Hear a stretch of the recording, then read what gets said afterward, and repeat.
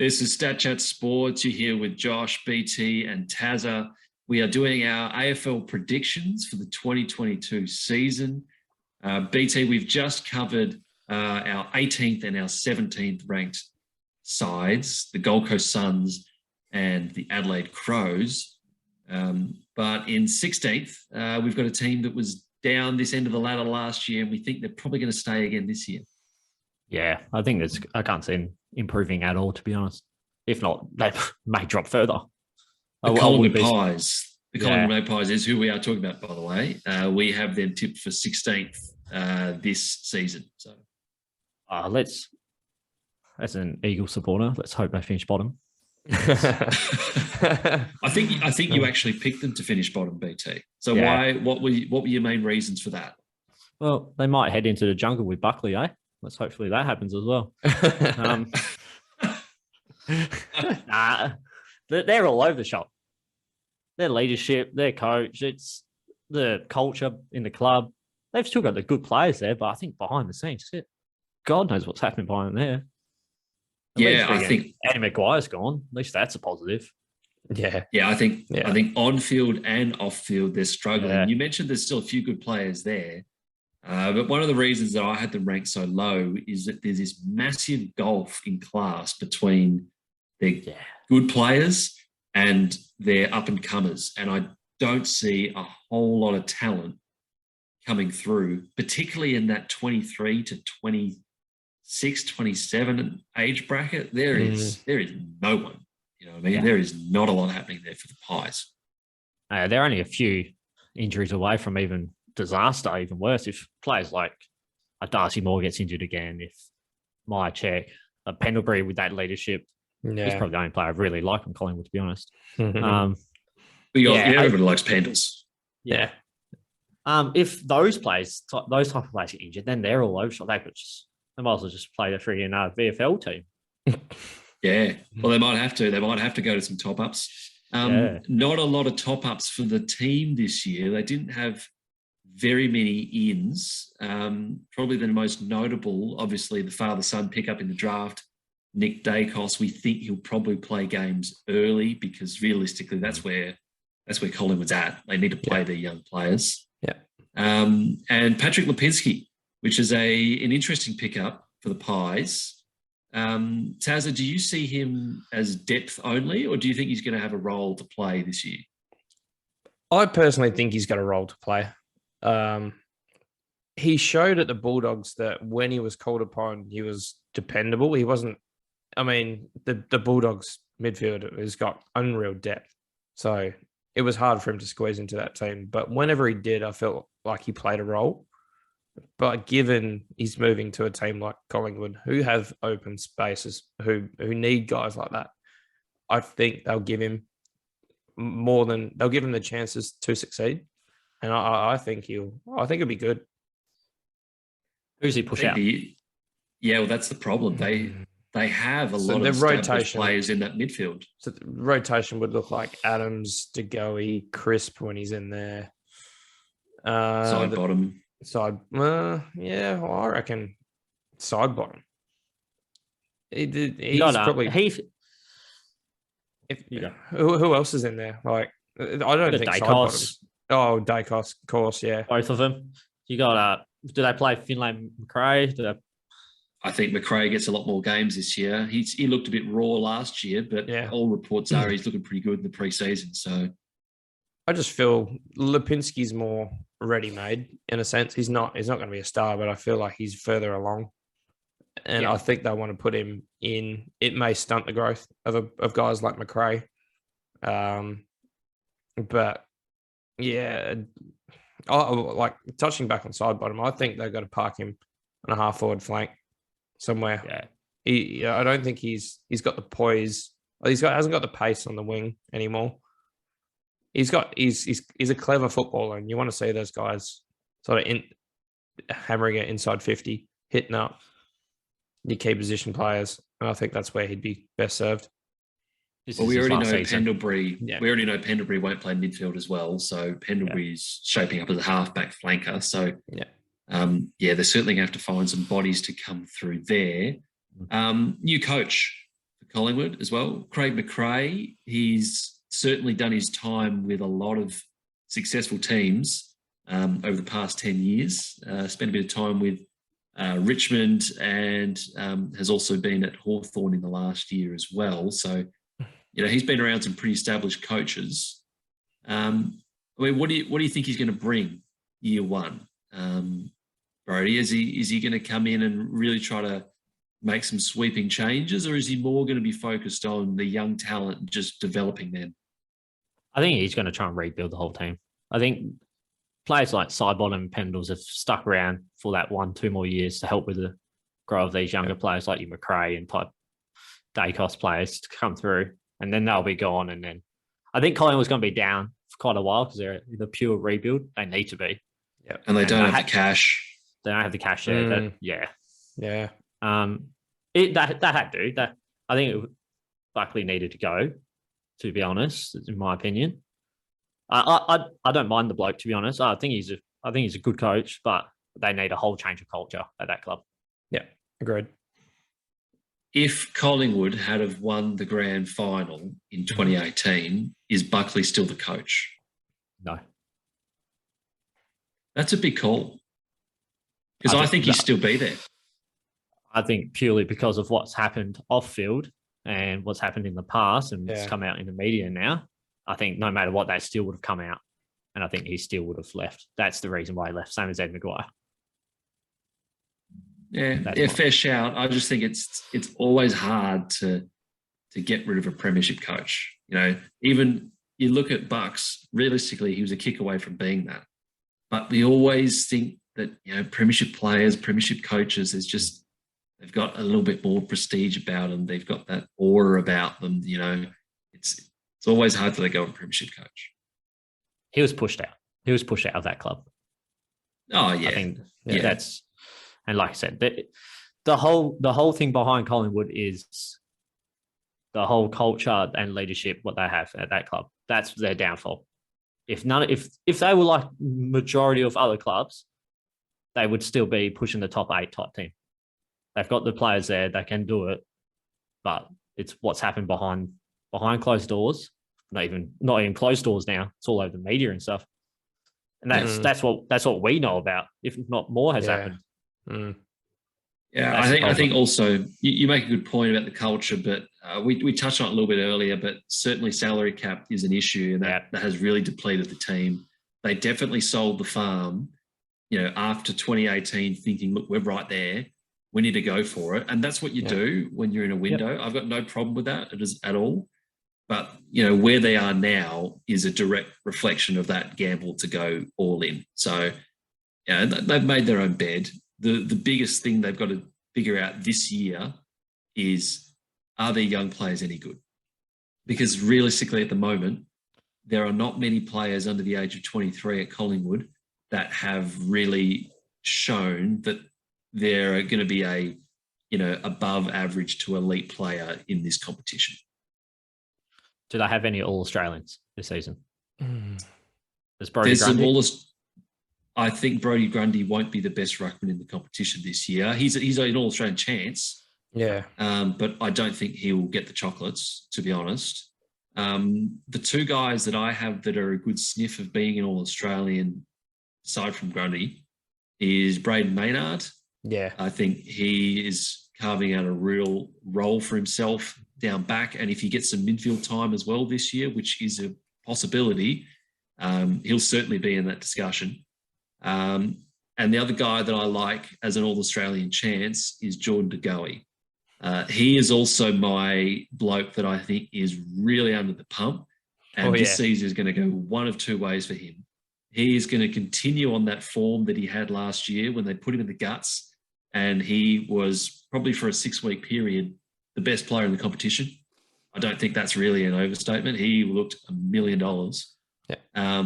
But on the other hand, if he can't focus, if he can't get his mind right, if he can't switch on and be the player that we all know he can be consistently, week in, week out, he very well may not be at Collingwood next year. Yeah, he's a free agent coming up. Collingwood have a big decision to make. Are we going to pay this guy big bucks to be around the club for the next 5 years? Or are they going to let him be someone else's problem? Will anyone take him on, do you reckon? Yeah, someone will take him on. He's got that much talent. Damn desperate. Yeah. But someone in a window would take him on. The bad PR and the bad media he brings along. I mean, he's no stranger to bad PR. He's had, 2, 3 decent run-ins now.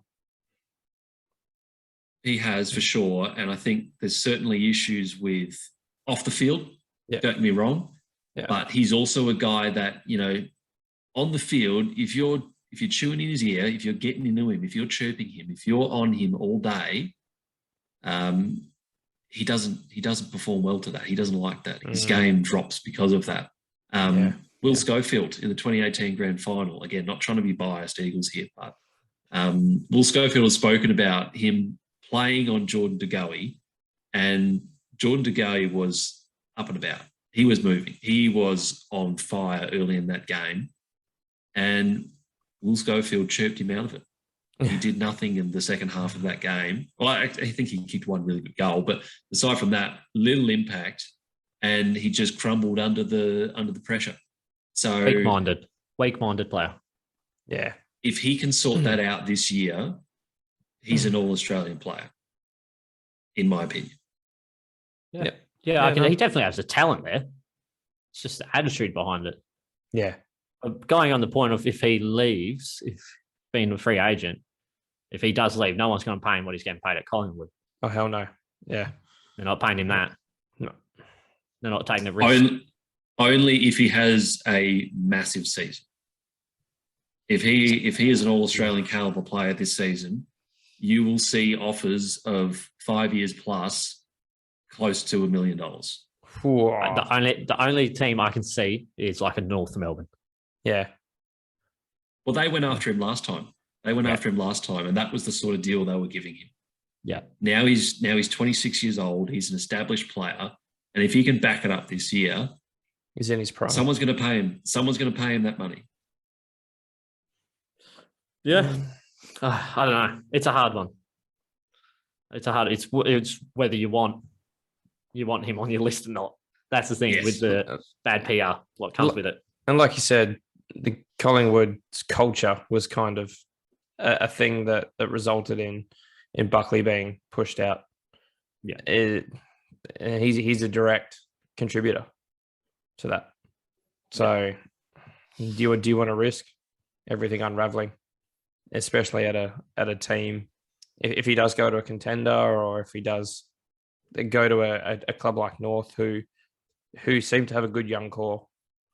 Do you really want to risk unraveling that? Let's go on the other side.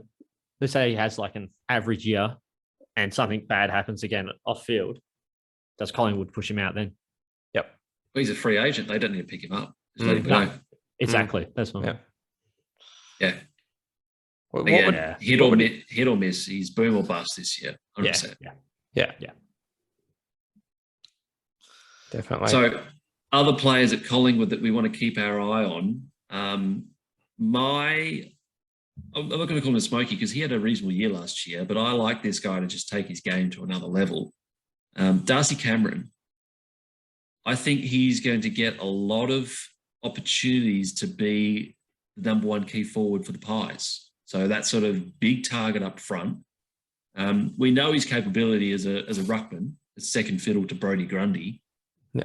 But I think if the Pies give him that mantle, say, look, you're playing forward, we're going to put you one out in the square, you're our guy. This is a guy that could average 2 goals a game and kick 40 goals for the year, in my opinion. Yeah. I see him as a 2-goal a guy game. A 2-goal a game guy. Yeah. And I don't think that's unrealistic. I think he can give that to the team, and that's what they need. Yeah. They've had Myercheck as really, he's been a real good focal point. Don't get me wrong. I love Myercheck as a player. I love everything about him. Undersized, works hard, takes a good mark. But Darcy Cameron has got the height, he's got the size, and he's mobile enough where, he'll make a real impact up forward if that's where they decide to go with him. We've already seen that the Mason Cox experiment it's just not a success. Hang on. What? Come on, mate. He's wearing glasses this season. He's got those this man is bigger than Texas. Mason Cox 2.0. Here we go. Have we ever seen anyone wearing sunglasses on a footy field? Or even a hat? Has anyone ever worn a hat on the footy field? Oh, wow. I mean, I know there's absolute disdain for players that wear long sleeves. I mean, it's been well documented that Alistair Clarkson says, if you're wearing long sleeves at my club, you can piss off. You can get out. Yeah. We don't want you here. All right. But I'd love to see someone roll up one day in just the baggy hat, the broad brim. You know, it's a hot summer's day. I'm being sun smart, guys. All right. I really care about my complexion. I'd love to see that. What a great example that would be for the kids out there. Even the flappy hat in the back, and as they run along, you got the back of the hat draping out like a cape, like a Superman. Yeah, I'd love to see it. It'd be a great addition. We need to start a trend. Yes. All right. Well, that's pretty much all I've got there for Collingwood. Any last words there on the Pies? I mean, again, we think they're clearly bottom four. Is there potential for them to get outside the bottom four, or are we just set on this being another rebuilding down year for Collingwood? I think the forward line is the weakness. And until they sort that out, until they get a proper target, look, man, if Darcy Cameron's that player, if he turns into that player, then there's room to move there. They could be on the way up, but the back line's okay. Guys like Quaynor, Howe, Maynard, Darcy the midfield's okay. Darcy Moore, yeah. I mean, there's guys there. It's just a forward line, and you're not sending Moore back. Forward.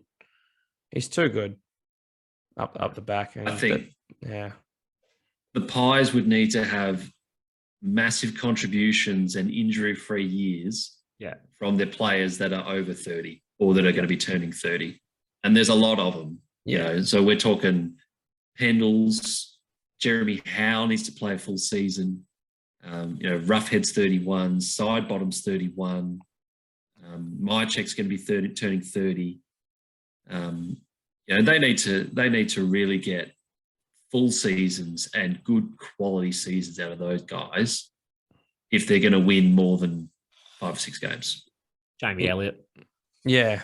Jamie Elliot is another one. Just needs turning 30. Yeah. He just needs to play more than 15, 16 games in a year. Yeah. That would be a success for him. Yeah. He's had a wretched run. I personally think that we need to see some growth from the young guys. Guys like, I don't think McInness has had a game yet, but there's big raps not on many. Him. Yep. Finlay Macrae, Will Kelly is another one who probably needs a decent. Oliver Henry. Yeah. Oliver Henry. Yeah. So Collingwood had 3 picks inside the top 23 in the 2020 draft. Mm-hmm. And realistically, I think their future success hinges on those 3. Yeah. Really taking the club forward because, as I said a bit earlier, this is a club that does not really have any young talent to speak of. Those 3 guys are the only top sort of first round picks that they've had since Daicos since the 2018 draft. So we're talking, there's not a lot of young talent there to go around. Henry's probably the one that stands out there. He had a couple of good games last year. Yeah. And if he can build on that, he can be a genuine talent. But there isn't much in that next bracket. As sort of B graders looking to turn into an A grader. There's just none of them there in that 20 to 23 range. Yeah. And that's where their progression is going to have to come from this year for them to really make some steps forward. They need to fill that void. They need more guys in that bracket to keep the rebuilding, which they're going to have to do given their aging list they need those guys moving into that bracket to keep it going. All right, someone like a side bottom. I wouldn't be surprised if he gets dropped maybe halfway through round 8 onwards or so and doesn't play the rest of the season. There's going to have to be big calls made. Yeah, to fit these guys in. If they are languishing towards the bottom, Macrae's going to have to make big calls. And yeah, I agree. Side bottom's probably one of those guys that has to go. Yeah. Yeah, a hard way to treat a club legend premiership player, but yeah, you're right. They're going to have to make some hard decisions because, you know, it's a long road ahead for them to try and get back up to the top of the AFL ladder. Look, you go, BT. I was going to say, I think they're going to do what North Melbourne did that few years ago and just get rid of all those older players out of the blue. Yeah. Yep. The big cull. What do they have? Petrie, Ferrito, Harvey. Yeah. There was another one in there. I think McMillan maybe. Yeah. It's not nice, but look where North are. Look at their list now. They were the laughing stock a couple of years ago, and now they've got one of the best young lists in the comp. Well, noticeably, we haven't spoken about them in this episode, so we don't think that North Melbourne is a bottom 3 team. No. I can't say whether we will or won't talk about them on next week's edition of the podcast. But look, we'll be back every week leading up to the AFL season. We're going to be covering 3 teams a week. Let's hope that your favourite team is going to be coming up a lot later as we get closer to the start of the season. Mm-hmm. But look, however you're watching this video, make sure you comment. Make sure you tell us where you think your team's going to sit. Tell us that you think our opinions are rubbish, that you think that the Pies are going to have a great year, that you think Stewie Jew is the man for Gold Coast, that he's not going anywhere, that the Suns are going to peak. You know, yeah, we want to hear from you here at Stat Chat Sports. We love the interaction, and we just want to be giving you the best possible sports content that there is on the internet. Any feedback is appreciated. That's it. Yeah.